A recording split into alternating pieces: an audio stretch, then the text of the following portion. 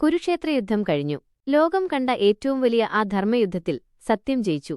ധർമ്മിഷ്ഠനായ യുധിഷ്ഠിരൻ ഹസ്തിനപുരിയുടെ സിംഹാസനത്തിൽ വാണു. വർഷങ്ങൾ കടന്നുപോയി. രാജ്യഭരണം സുഗമമായി നടന്നു. എന്നാൽ കാലം മുന്നോട്ടു പോകുന്തോറും പാണ്ഡവർക്ക് തോന്നിത്തുടങ്ങി, ഈ ലോകത്തിലെ സുഖങ്ങളെല്ലാം നശ്വരമാണെന്ന്. ശാശ്വതമായ ഒന്നിനെ തേടി അവർക്ക് മോക്ഷം നേടണമെന്ന് ആഗ്രഹമുദിച്ചു. ഒരുനാൾ യുധിഷ്ഠിരൻ തന്റെ പ്രിയപ്പെട്ട സഹോദരങ്ങളോടും പത്നി ദ്രൗപദിയോടും യാത്ര പോകാൻ ആഗ്രഹം പറഞ്ഞു. രാജ്യഭാരമെല്ലാം അഭിമന്യുവിന്റെ മകൻ പരീക്ഷിത്തിനെ ഏൽപ്പിച്ച് ഭൗതികമായതെല്ലാം ഉപേക്ഷിച്ച് അവർ മോക്ഷം തേടി യാത്ര തുടങ്ങി. ഭീമനും അർജുനനും നകുലനും സഹദേവനും പ്രിയപ്പെട്ട ദ്രൗപദിയും യുധിഷ്ഠിരനൊപ്പം ഹിമാലയത്തിലേക്ക് കാൽനടയായി നീങ്ങി. അവർക്കൊരു നായയും കൂട്ടായി ഒപ്പമുണ്ടായിരുന്നു. ഹിമാലയത്തിന്റെ മഞ്ഞുമൂടിയ വഴികളിലൂടെ, ദുർഘടമായ പാതകളിലൂടെ ആ യാത്ര തുടർന്നു. തണുപ്പും വിശപ്പും ക്ഷീണവും അവരെ കാത്തിരുന്നു. ഓരോ ചുവടിലും അവരുടെ ധൈര്യം പരീക്ഷിക്കപ്പെട്ടു. അങ്ങനെ യാത്ര മുന്നോട്ടു പോകുമ്പോൾ ആദ്യമായി ദ്രൗപദി തളർന്നു വീണു. അവളുടെ ജീവൻ പൊലിഞ്ഞു. യുധിഷ്ഠിരൻ ദുഃഖിതനായി. ഭീമൻ ചോദിച്ചു, ധർമ്മിഷ്ഠയായ ദ്രൗപദി എന്തിനാണ് ആദ്യം മരിച്ചത്? യുധിഷ്ഠിരൻ പറഞ്ഞു, അവൾക്ക് അർജുനനോട് അല്പം പക്ഷപാതമുണ്ടായിരുന്നു. മറ്റെല്ലാ ഭർത്താക്കന്മാരെക്കാളും അവൾ അർജുനനെ കൂടുതൽ സ്നേഹിച്ചിരുന്നു. അതുകൊണ്ടാണ് അവൾക്ക് സ്വർഗ്ഗത്തിൽ പ്രവേശിക്കാൻ കഴിയാതെ പോയത്. യാത്ര തുടർന്നു. അല്പദൂരം ചെന്നപ്പോൾ സഹദേവൻ വീണു. യുധിഷ്ഠിരൻ പറഞ്ഞു, തന്നേക്കാൾ ബുദ്ധിയുള്ള മറ്റാരുമില്ലെന്ന് അവൻ അഹങ്കരിച്ചിരുന്നു. ആ അഹങ്കാരമാണ് അവനെ വീഴ്ത്തിയത്. വീണ്ടും മുന്നോട്ട്. നകുലൻ വീണു. യുധിഷ്ഠിരൻ മൊഴിഞ്ഞു. അവൻ തന്റെ സൗന്ദര്യത്തിൽ അമിതമായി അഭിമാനിച്ചു. ആ അഹന്ത അവനെ തടഞ്ഞു നിർത്തി. അങ്ങനെ നടന്ന് അർജുനനും തളർന്നു വീണു.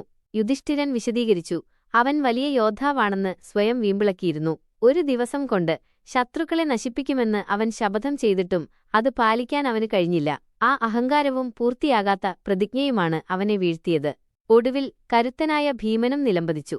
യുധിഷ്ഠിരൻ വേദനയോടെ പറഞ്ഞു, അമിതമായ വിശപ്പും തന്റെ ശക്തിയിൽ അവൻ അമിതമായി അഹങ്കരിച്ചതും ചിലപ്പോഴൊക്കെ മറ്റുള്ളവരെ പരിഹസിച്ചതുമാണ് അവനെ തടഞ്ഞത്.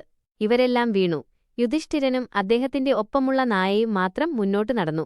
കാരണം ജീവിതത്തിൽ ഒരിക്കൽ പോലും യുധിഷ്ഠിരൻ ധർമ്മത്തിൽ നിന്ന് വ്യതിചലിച്ചില്ല, കളവു പറഞ്ഞില്ല, ഒന്നിനോടും ആസക്തി കാണിച്ചില്ല.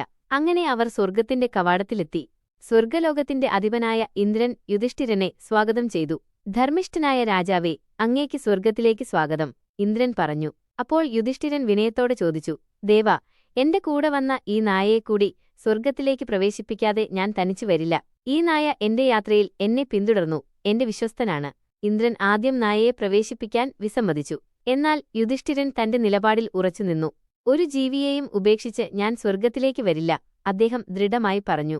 യുധിഷ്ഠിരന്റെ ഈ ധർമ്മനിഷ്ഠ കണ്ടപ്പോൾ ഇന്ദ്രന് അതിയായ സന്തോഷമായി. അപ്പോൾ അത്ഭുതമെന്നു പറയട്ടെ, ആ നായ സാക്ഷാൽ ധർമ്മദേവന്റെ രൂപം പൂണ്ട് പ്രത്യക്ഷപ്പെട്ടു. ധർമ്മദേവൻ യുധിഷ്ഠിരനെ അഭിനന്ദിച്ചു. പുത്രാ, നിന്റെ ധർമ്മബോധം അവസാന പരീക്ഷയിലും വിജയിച്ചിരിക്കുന്നു. നിന്നെ പരീക്ഷിക്കാൻ വേണ്ടിയാണ് ഞാൻ നായയുടെ രൂപത്തിൽ നിനക്കൊപ്പം വന്നത്. തുടർന്ന് യുധിഷ്ഠിരൻ സ്വർഗ്ഗത്തിൽ പ്രവേശിച്ചു. പക്ഷേ അവിടെ തന്റെ പ്രിയപ്പെട്ട സഹോദരന്മാരെയും ദ്രൗപദിയെയും കണ്ടില്ല. പകരം ദുര്യോധനനെയാണ് അവിടെ കണ്ടത്. യുധിഷ്ഠിരൻ പരിഭ്രാന്തനായി ഇന്ദ്രനോട് ചോദിച്ചു, എന്റെ സഹോദരന്മാരും ദ്രൗപദിയും എവിടെ? ദുര്യോധനൻ സ്വർഗ്ഗത്തിലും എന്റെ പ്രിയപ്പെട്ടവർ എവിടെയാണ്? ഇന്ദ്രൻ പറഞ്ഞു, അവർ നരകത്തിലാണ്. അത് കേട്ടപ്പോൾ യുധിഷ്ഠിരൻ തകർന്നുപോയി. എങ്കിൽ എനിക്ക് സ്വർഗ്ഗം വേണ്ട. എന്റെ പ്രിയപ്പെട്ടവർ നരകത്തിലാണെങ്കിൽ ഞാനും അവരോടൊപ്പം നരകത്തിൽ പോകാം. യുധിഷ്ഠിരൻ ആ നിമിഷം തന്നെ നരകത്തിലേക്ക് പോകാൻ തയ്യാറായി. നരകത്തിന്റെ ഭീകരമായ കാഴ്ചകളും ദുർഗന്ധവും അദ്ദേഹത്തെ ഭയപ്പെടുത്തിയില്ല. അവിടെ ചെന്നപ്പോൾ ഒരു മായ പോലെ തന്റെ പ്രിയപ്പെട്ട സഹോദരന്മാരെയും ദ്രൗപദിയെയും അവിടെ കണ്ടു. ഇതെല്ലാം ധർമ്മദേവനും ഇന്ദ്രനും ചേർന്ന് നടത്തിയ ഒരു അവസാനത്തെ പരീക്ഷണമായിരുന്നു. യുധിഷ്ഠിരന്റെ ധർമ്മബോധം എത്രത്തോളം അടിയുറച്ചതാണെന്ന് ലോകത്തിന് കാണിച്ചുകൊടുക്കാൻ വേണ്ടിയായിരുന്നു ആ മായ. ആ പരീക്ഷണത്തിലും യുധിഷ്ഠിരൻ വിജയിച്ചപ്പോൾ അദ്ദേഹവും സഹോദരന്മാരും ദ്രൗപദിയുമെല്ലാം ശാശ്വതമായ സ്വർഗ്ഗത്തിൽ സന്തോഷത്തോടെ പ്രവേശിച്ചു. ഈ കഥ നമ്മളെ പഠിപ്പിക്കുന്നതെന്തെന്നോ? ജീവിതത്തിൽ നാം ചെയ്യുന്ന ഓരോ പ്രവൃത്തിക്കും, മനസ്സിലെ ഓരോ ചിന്തയ്ക്കും ഫലമുണ്ടെന്ന്. ധർമ്മവും സത്യസന്ധതയും ത്യാഗവും മുറുകെ പിടിച്ചാൽ, ഭൗതിക സുഖങ്ങളെല്ലാം ഉപേക്ഷിച്ച് ധാർമ്മികമായ ജീവിതം നയിച്ചാൽ നമുക്കും ശാശ്വതമായ മോക്ഷം നേടാമെന്ന്.